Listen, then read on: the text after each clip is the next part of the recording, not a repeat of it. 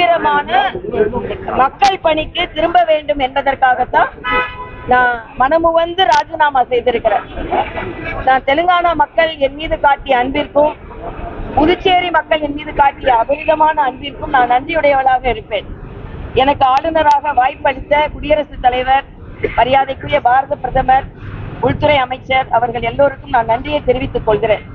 அதே நேரத்தில் எனது உள்ள கிடக்கை மக்களுக்கு நேரடி பணியாற்றுவது. நான் மக்கள் ஆளுநராகத்தான் 2 மாநிலத்திலும் இருந்தேன். ஆக தீவிரமான மக்கள் பணி ஆற்றுவதற்காக என் விருப்பத்தின் பேரில் நான் ராஜினாமா செய்தேன். மாநில மக்கள் அபரிமிதமான அன்பை கொடுத்திருக்காங்க. நீங்க உங்களுடைய கண்டெஸ்ட் பாண்டிச்சேரி இல்ல, நான் இப்ப என்னோட ராஜினாமா முதலில் ஏற்றுக்கொள்ளப்பட வேண்டும். அதற்கப்புறம் எனது வருங்கால திட்டத்தை உங்கள்கிட்ட நேரடியாவே நான் தெரிவிக்கிறேன். இப்போ நான் ராஜினாமா செய்திருக்கிறேன், மக்கள் பணிக்காக செய்திருக்கிறேன் என்பது உண்மை. மாநில அரசு மறுபடியும் பாஜகவோட முக்கிய பொறுப்பு வர வாய்ப்பு இருக்குங்களா? இல்ல, நான் அதான் சொல்றேன், என்னோட ராஜினாமா ஏற்றுக்கொள்ளப்படட்டும். என்னோட வருங்கால திட்டம் பற்றி உங்களை மறுபடியும் கூப்பிட்டு மிக தெளிவாகவே சொல்கிறேன். ராஜினாமா முடிவினை பிரதமரிடமோ அமித்ஷா இடமோ சொன்னீங்களா? என்ன பதில் சொன்னாங்க? இல்ல, அவர்களுக்கு சொல்லிவிட்டு தான் நான் என்னோட ராஜினாமாவை மேற்கொண்டேன். அதனால என்ன பதில் சொன்னாங்க?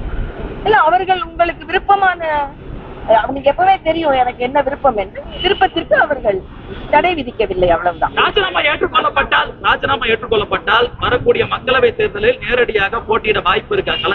ராஜினாமா ஏற்றுக்கொள்ளப்பட்டால் உங்களுக்கு கூப்பிட்டு பதில் சொல்கிறேன். உங்களுடைய அரசியல் பயணம் என்பது இந்த ஆளுநர் பதவி காரணமாக கொஞ்ச நாள் தடைப்பட்டதா நினைக்கிறீங்களா? நீங்க நேரடி அரசியல் தான் ஈடுபடுறதுக்கு இப்போ விரும்புறீங்க? தடைப்பட்டதா என்னைக்குமே நினைக்கல. நான் எனக்கு இன்னும் கொஞ்சம் அனுபவம் கிடைத்தது நினைக்கிறேன்.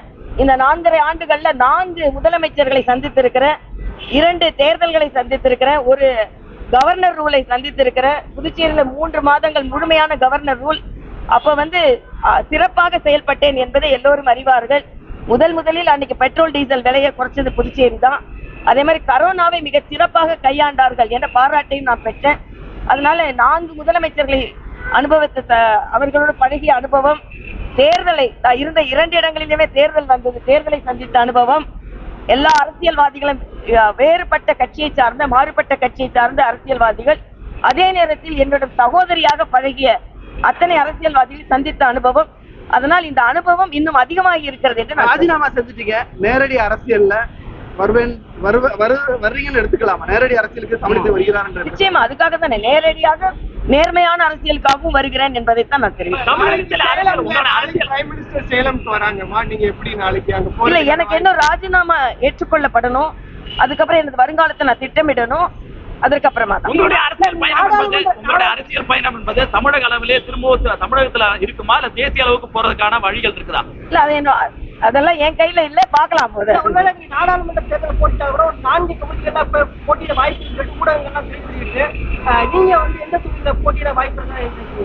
ஊடகங்கள் நீங்க எல்லாம் தானே வெளியிடுறீங்க, அதை அலசி ஆராய்ங்க, அப்புறம் நான் சொல்றேன். இல்ல, என்ன பொறுத்த வரைக்கும் நான் அப்படி எதுவுமே இப்ப தெரியல. இப்ப ராஜினாமா செய்திருக்கிற, அவ்வளவுதான்.